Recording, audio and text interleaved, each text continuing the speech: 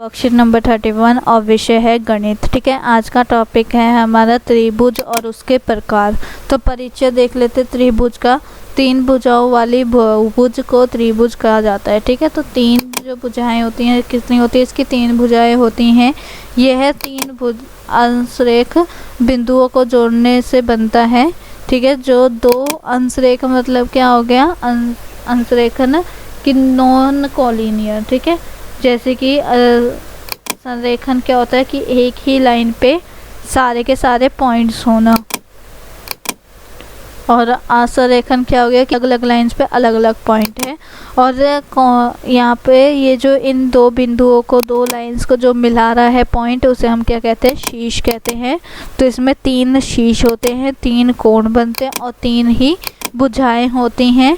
ठीक है, कोण दो भुजाओं के बीच बनता है, जैसे कि ये हो गया और ये हो गया। ठीक है, तो इन तीन, ये क्या है, तीन यहाँ पर क्या है, कोण बनते हैं, इसलिए त्रिभुज के तीन कोण होते हैं।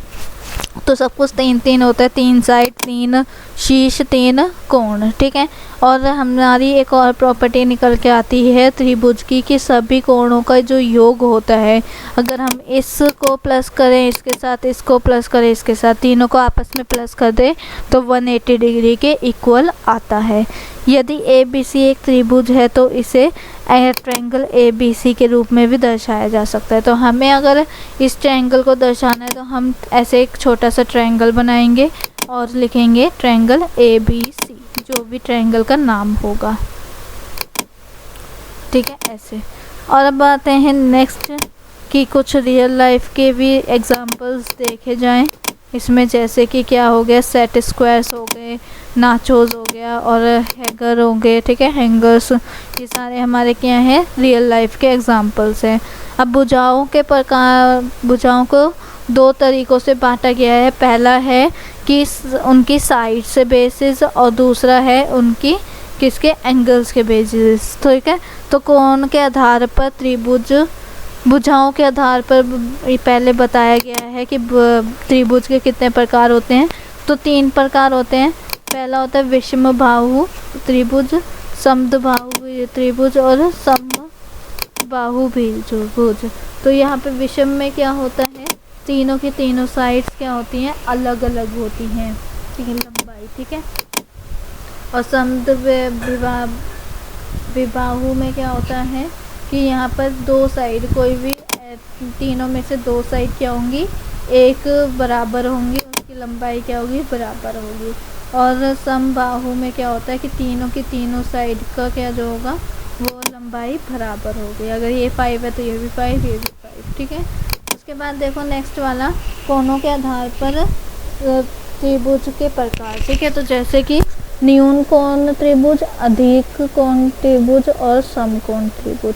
न्यून कोण त्रिभुज क्या होता है, जिसके तीनों के तीनों एंगल्स क्या हो, 90 डिग्री से कम हो। ठीक है, और अधिक कोण त्रिभुज क्या होता है, जिसका एक एंगल, कोई से भी तीनों एंगलों में से एक एंगल क्या हो, 90 से बड़ा हो लेकिन 180 से छोटा हो। और जहाँ पर भी एक एंगल हमें 90 डिग्री का दिख गया तो वो क्या होता है, हमारा समकोण होता है। अब कुछ एग्जांपल्स देखते हैं, जैसे कि इन कोणों और भुजाओं के आधार पर हमें इनका त्रिभुज बताना कौन सा है। जैसे कि 30 डिग्री छोटा है 90 से, 97 90 डिग्री से बड़ा है 53। तो ये कौन सा हो गया, ये हमारा हो गया अधिक कोण त्रिभुज। तो आप फर्स्ट वाले में क्या लिखोगे, अधिक कोण त्रिभुज।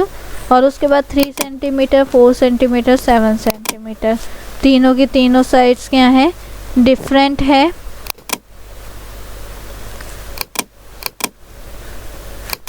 तीनों की तीनों साइड क्या है, डिफरेंट है। तो वो क्या हो गया हमारा, जब तीनों की तीनों साइड लंबाई उनकी अलग अलग होती है तो वो क्या होता है, विषम बाहु त्रिभुज। ठीक है, उसके बाद देखो नेक्स्ट वाला 64, 28, 88, सब 90 से कम है ना। तो जब तीनों ही एंगल्स, तीनों ही कोण क्या होते हैं, 90 से कम होते हैं तो वो होता है न्यून कोण त्रिभुज।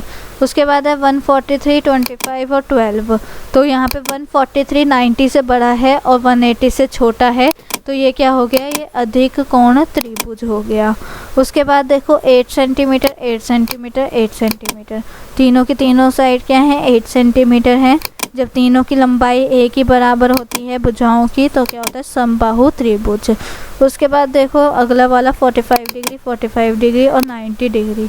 जब एक एंगल 90 डिग्री का आ जाता है तो वो क्या होता है समकोण त्रिभुज होता है। ठीक है, ये आप फिल कर लोगे इसी के साथ और हमारी वर्कशीट भी कंप्लीट होती है। आई होप आपको वीडियो अच्छी लगी हो। अगर अच्छी लगी है तो प्लीज़ लाइक कीजिए, चैनल पे नए हो तो सब्सक्राइब करना बिल्कुल ना भूलें और कमेंट में रिव्यू ज़रूर